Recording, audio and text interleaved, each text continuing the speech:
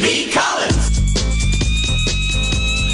Peter B. Collins, news and comment. It's Monday, December 10th, 2018. A big surprise at the Supreme Court today, where newly appointed Justice Brett Kavanaugh played the role of Anthony Kennedy. And the case was a situation where they were voting on whether to take up an appeal or to deny the appeal and let lower court decisions stand. And the issue was states that determined that they were going to defund Planned Parenthood as punishment for the agency's involvement in abortion and in contraception. The court declined to hear a case which would allow states to terminate Medicaid contracts with Planned Parenthood affiliates who offer health care services to low-income women. Now, there were 3 votes to hear the case. Clarence Thomas, and I believe Neil Gorsuch, and Sam Alito. Brett Kavanaugh had the opportunity to cast a swing vote. And we know from his Catholic background at Georgetown Prep, where he was chair of the 100 Kegs Club, or whatever it was called, that he has taken staunch positions, aligned with the Roman Catholic Church, against women's reproductive rights. So this is a stunner to your humble host. I expected to be whining and weeping a little bit here, saying that, yeah, the Kavanaugh appointment has paid off for the right wing, but today it did not. And Clarence Thomas, who did not speak, issued a statement. What explains the court's refusal to do its job here? I suspect it has something to do with the fact that some respondents in these cases are named Planned Parenthood. That makes the court's decision particularly troubling, as the question presented has nothing to do with abortion. Well, that's not quite true, Clarence, because the indirect claims were that the states were justified in cutting or eliminating funding to Planned Parenthood because of the tricky video that was secretly shot and then selectively edited to make it look like Planned Parenthood sold fetuses for profit. And so this is a day where I'll take a little bit of a victory. And, as I say, it comes as quite a surprise. Now, there's no surprise that General John Kelly's had enough of the SS Trump. He wants to jump ship. We're told he's barely been speaking to his boss in recent weeks. And I'm sure he's tired of having his advice routinely ignored, having the policies he set violated repeatedly by Jared Kushner, Ivanka Trump, and others. And so Trump made the announcement, and he didn't even tweet it. He told reporters John Kelly will be leaving. I don't know if I can say retiring, but he's a great guy. John Kelly will be leaving at the end of the year. Now, Trump issued that announcement because he felt he had the replacement locked in. But to his surprise, the chief of staff to VP Mike Pence, I called him Fence, Mike Pence, said, no, I'm going to go back to Georgia and spend more time with my wife and 3 young children. Nick Ayers, age 36, sits on a small fortune. I'm not quite sure how he acquired it. But he decided that being Trump's chief of staff probably would not be a good career move. And he can go back into Republican campaign politics, maybe even run for office himself. So I have to say Nick Ayers made the right choice there. And I can't imagine anybody who so desperately needs a job and who wants to work for a bully on a daily basis. And speaking of the vice president, a friend of mine got to screen the new movie Vice about Dick Cheney. I believe it's due on theater screens before Christmas, and that's one I definitely want to see. Apparently well written and pretty accurate based on the reports I've heard so far. So there's a list. Is it worth it? Chris Christie is on list. Speculation could be the chief of staff. Treasury Secretary Steve Mnuchin. Mick Mulvaney, the budget director. I don't know. I'm sure he'll come up with something. And I want to, once again, offer my respect for the newly elected Congresswoman from Long Island, Alexandria Ocasio-Cortez. Because when she heard that John Kelly's leaving the White House, she accused him of cowardice, saying that before he leaves the building, he should apologize to Congresswoman Frederica Wilson. Now, so much bad shit has gone through our news pipeline since that happened. I'll certainly forgive you if you don't remember. But Frederica Wilson was riding in a limo with the widow of a soldier killed in Niger when Trump made what was an attempt at a condolence call. And it was so badly handled that the Congresswoman went public and demanded an apology for the family of this fatally killed soldier, fatally wounded. And that has never happened. And so I hope that some pressure will build on John Kelly and that he will ultimately issue a meaningful apology. So on Friday, as I recorded the podcast, we had not yet seen the details of Special Counsel Mueller's filings in the Manafort and Cohen cases. And the Manafort case we can dispense with pretty quickly.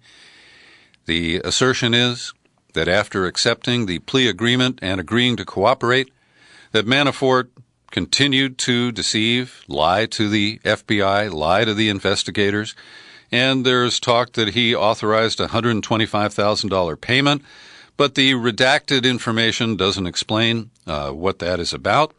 So this is, his fault, and he will pay a price for it. But the most outrageous part of this is we know that Manafort's lawyers were taking information based on these meetings that he had as part of his alleged cooperation, and they were immediately reporting it to Trump's lawyers. And I don't know how that can be considered legal, even under these, defense agreements and those sorts of things. This is highly irregular, and it once again appears to be part of an effort to obstruct justice. Then we go to the Cohen case. And Michael Cohen, there were two different filings. One from the Southern District of New York where they said, hey, this guy didn't enter into a cooperation agreement. He is a serial criminal well before the hush money payments to Karen McDougal and to Stormy Daniels. And we think he should serve significant time. They're talking about 4 to 5 years. Then the Mueller team weighed in and said, well, he's been pretty helpful to us. He didn't execute a formal cooperation agreement, but he told us some good stuff. And so, sentence him for the New York stuff and no additional time for us. Or if you do add time for the Mueller claims, then the sentence can run concurrently, which means that it's not a significant sentence. But behind all this is how much does Michael Cohen know?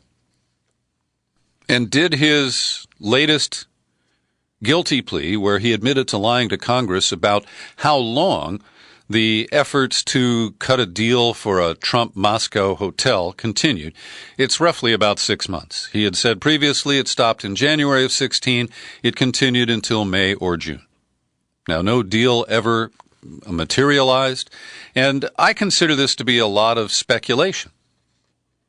Again, what emerges is corruption, deep and ongoing corruption by Trump and his cronies.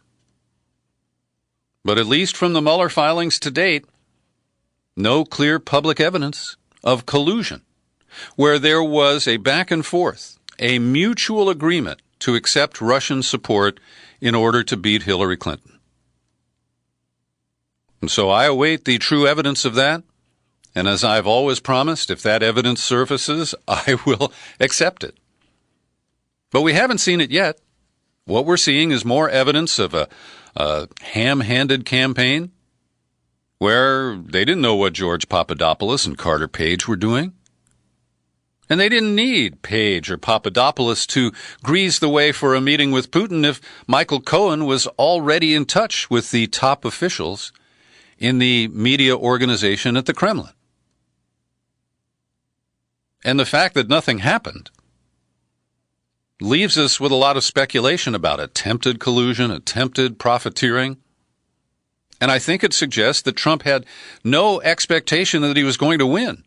And he wanted to use this failed run for the presidency to enhance his political and his wealth power as much as he could. And so I was amused when I listened to Rush Limbaugh on my way to the secret studio today, and he was going on and on and on, that the hush money paid to McDougal actually paid to the National Enquirer, and the hush money paid to Stormy Daniels' lawyer, that these are just garden variety non-disclosure agreements. Everybody does it. What's the big deal? And he tried to establish, pardon me, I've got a little bit of something in my throat today. He tried to establish that, these are not campaign related. Well, that's just total bullshit. And Limbaugh knows it. These are not ordinary non-disclosure agreements. They were both concluded at the height of the campaign in October of 2016. And they are, and I know this well because I've worked on federally regulated political campaigns. These are what are called in-kind contributions, non-cash. In terms of, Michael Cohen didn't put $130,000 into the Trump campaign. He paid $130,000 to Stormy Daniels' lawyer. And it was part of the effort to get Trump elected without that information being disclosed. So it's very clear. And it's also a clear impeachable offense. And the idea, we know that Trump directly talked to David Pecker at the National Enquirer. For Limbaugh to claim that this is just an ordinary non-disclosure agreement, well, that doesn't pass a fundamental smell test or laugh test. So what did Mueller tell us about Michael Cohen in the filings that were made public and heavily redacted on Friday? Well, Cohen pleaded guilty to lying about the Moscow project to Congress, saying initially it was terminated in January of 2016, when in fact it occurred much later in the year, roughly in May or June. Now, for the first time in this investigation, Mueller directly stated that Trump was aware of activity during the campaign that Mueller believes is material to his investigation.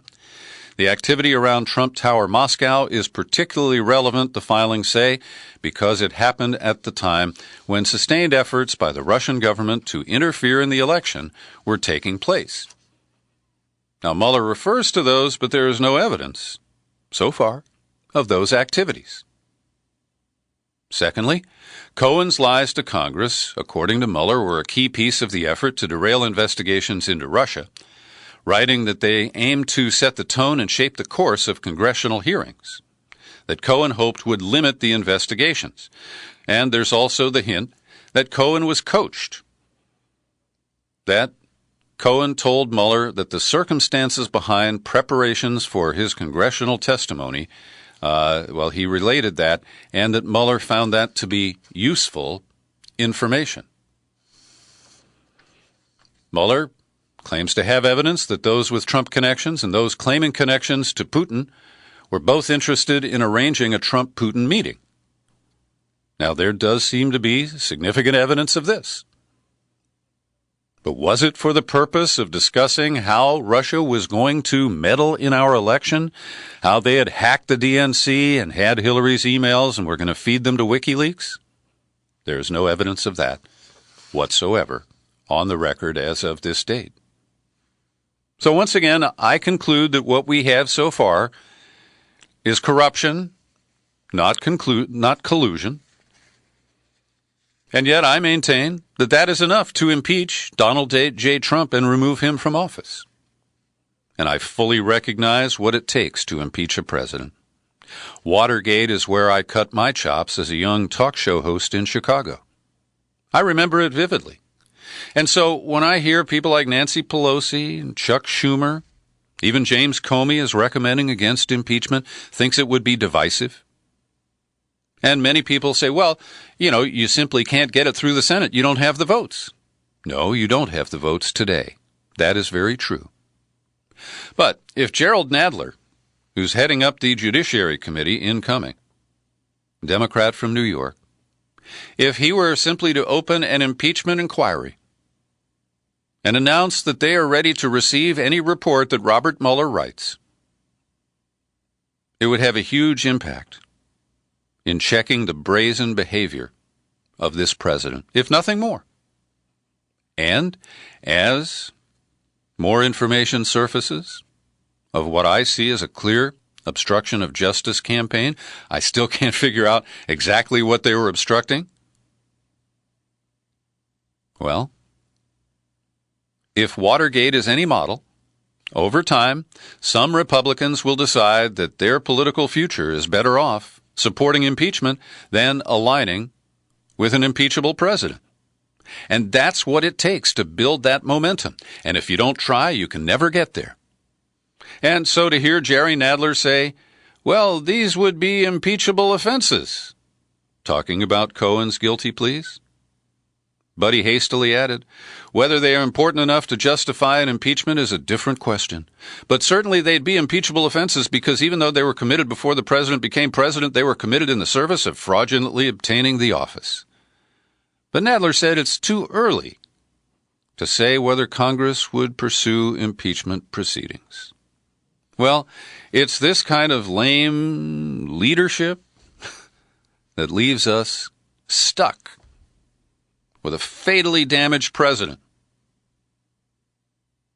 and weak opposition unwilling to remove him. On the New York Times front page, they said Democrats said this could lead to impeachment, but they're not willing to take the step. It's like, they want some outside force, some miracle intervention that impeaches Trump for them. And now hear this. These are two different reports. One from The Guardian, that Maria Butina, the Russian woman accused of spying for Moscow in the U.S., has indicated that she will plead guilty this week. Now, she attempted to infiltrate the NRA. She asked a question of Trump at a news conference in Las Vegas. Hey, what do you think about lifting sanctions against Russia? So she's been a curious figure since we first learned about her. And what we know is that she forged a deep alliance with the National Rifle Association. And while Mother Jones magazine has gone off the deep end on Russiagate, they put out an interesting joint report with an outfit called The Trace. And The Trace works on the NRA, and they're a gun regulation lobby. They teamed up to investigate the NRA's finances and political activity. The NRA spent $30 million to help elect Trump, more than any other independent conservative group. Most of the money went toward TV advertising. They used a media strategy firm to place the media called Red Eagle Media, and documents clearly show that Red Eagle is a subsidiary of a company called American Media and Advocacy. And they have the same chief financial officer, John Farrell. John Farrell signed orders for television advertising on behalf of the Trump campaign and on behalf of the NRA campaign. Now, we don't know if NRA funds that were used for TV ads for Trump came from Russia, but there is significant information that funds were channeled into the NRA from Russian accounts. And this, my friends, could be the real smoking gun, the real nexus of Russian interests and the Trump campaign merged together in a tangible way. This is not some, likes and bots and Facebook ads and all that murky stuff.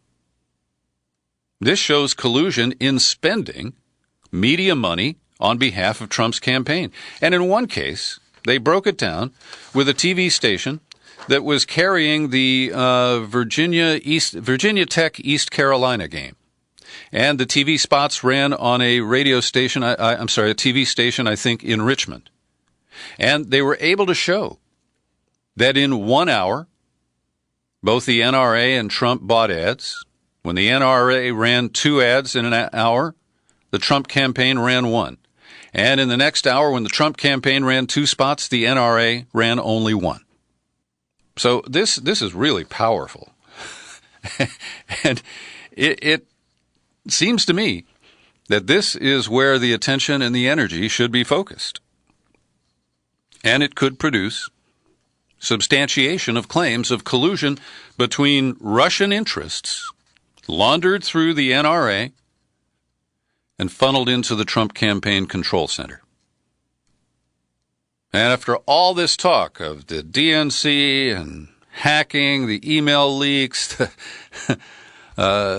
WikiLeaks, to me at this point that appears to be a sideshow. And I'm really eager to see the main feature here. Every day I pause for a moment to thank the people who support my work here at the Peter B. Collins Podcast with your subscriptions. Great people like Susan Lewis, who feeds the podcast to her formerly conservative husband.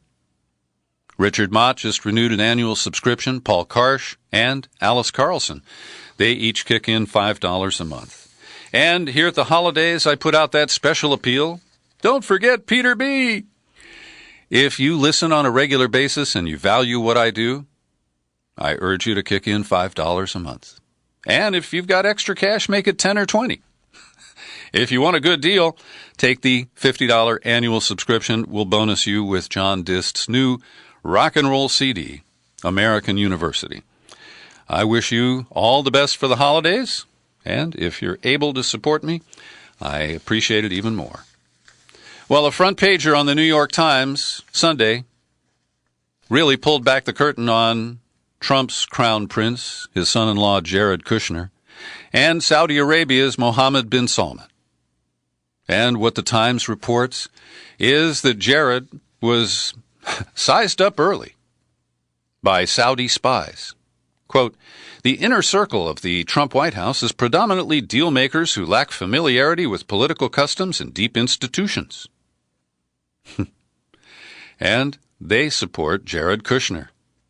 So he became the person that they wanted to cultivate, to seduce. And it's quite apparent that they succeeded. He considers himself the way George W. Bush called Bandar, Prince Bandar, his brother. Well, those ties have been revived, renewed, and extended in hope of creating, I guess, a Trump dynasty like the Bushes had. And the unauthorized exchanges without a member of the National Security Council present when Jared contacts Mohammed continued, we're told, after the assassination of Jamal Khashoggi on October the 2nd. And Kushner is described as the strongest defender of the Crown Prince in the White House. It's quite revealing. I've linked to it. I encourage you to read it when you have an opportunity. On Friday, we mentioned that former Secretary of State Rex Tillerson offered some honest and candid comments about the man he used to work for. I've got the full quote for you today. He was speaking in Houston.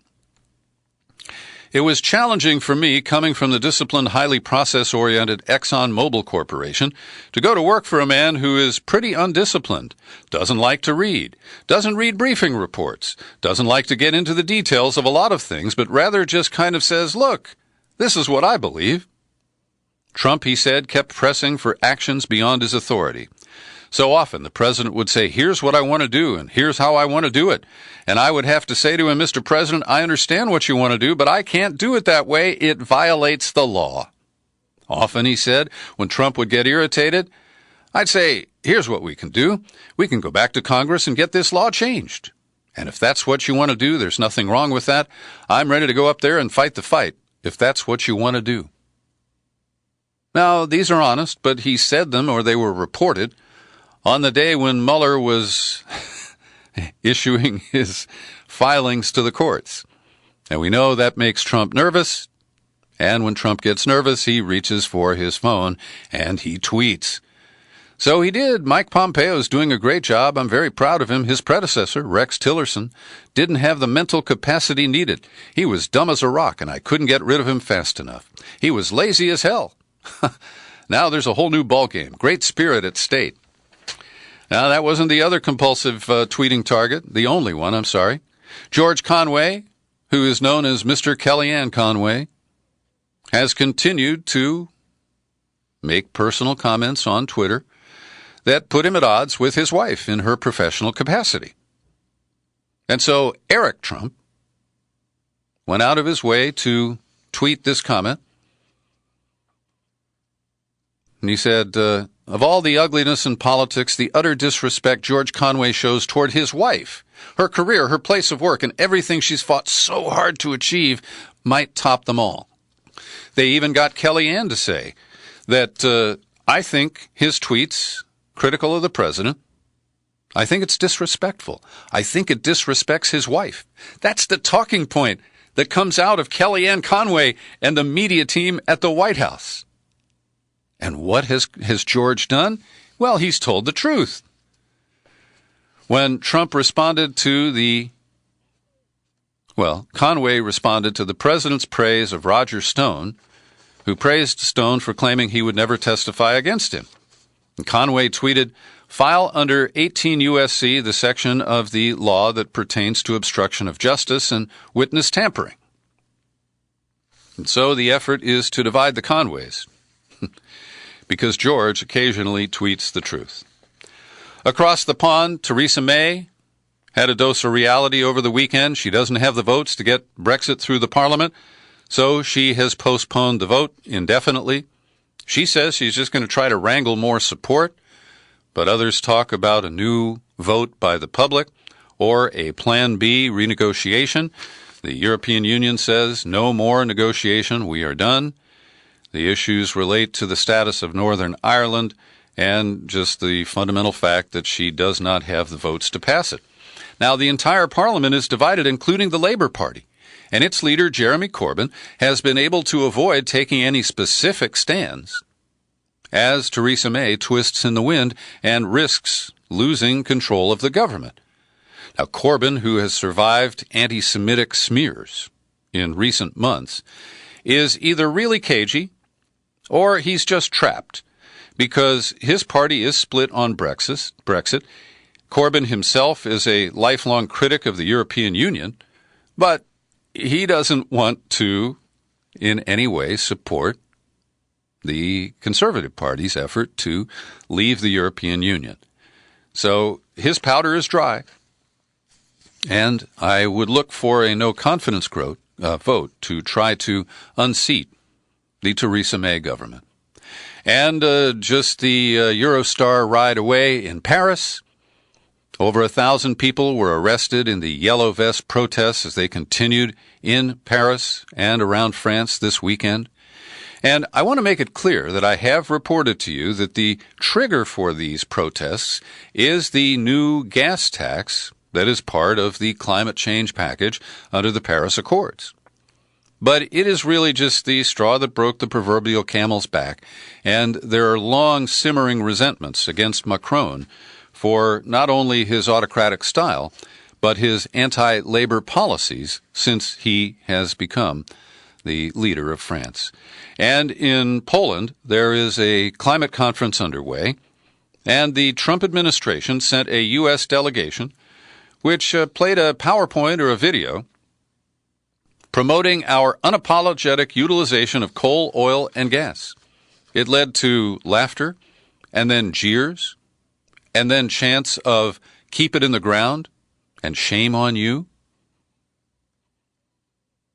So we're over there pretending that we have clean coal and that we're all about expanding energy to prop up the world economy. But the people there know better, and they even made the case about the financial risks of failing to address climate change. Global investors managing $32 trillion issued a stark warning to governments at the UN Climate Summit, demanding urgent cuts in carbon emissions and phasing out of all coal burning. Without these, the world faces a financial crash, several times worse than the 2008 crisis.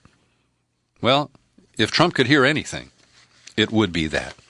And a new study from the folks at the Climate Action Tracker shows that despite the best intentions of those who signed the Paris Accord, that the Europeans are coming closest to meeting their goals but are falling short.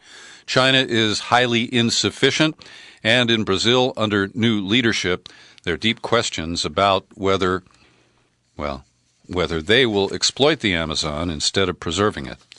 On Friday, I reported to you that in Charlottesville, Virginia, the jury had taken up deliberations in the case of James Fields, the 21-year-old from Ohio who rammed his car into the crowd of counter-protesters and killed Heather Heyer. He was convicted on all counts, and to the credit of the father of Heather Heyer, he has gone public in saying that, well, there's no death penalty being sought in Virginia, but there will be a federal trial later, and I don't relish the thought of him getting the death penalty. I'd rather him get his heart straight and get life in prison. And finally, today is International Human Rights Day. And a man I have deep respect for, and as you know, I got to meet him last year and interview him, the Chinese dissident and artist and activist Ai Weiwei. Well, he has just designed a new flag for Human Rights Day. I don't recall any kind of symbol for human rights, he said, so it was time we gave it one. And he has developed a flag which includes the footprints of barefoot children. That's the image that stuck with him when he traveled the world in 2017, putting together his powerful documentary film, which depicted the refugee camps, 25 of them, scattered around the world. I've linked to Ai Weiwei's statement. It's in The Guardian today, and I encourage you to read it. And when the flag is released, maybe you'll get a hold of one and fly it. Thanks for listening to my daily news and comment podcast. Please share it all over the dang place. You'll find it on YouTube, and I remain Peter B. Collins. Happy trails to you until we meet again. Happy trails.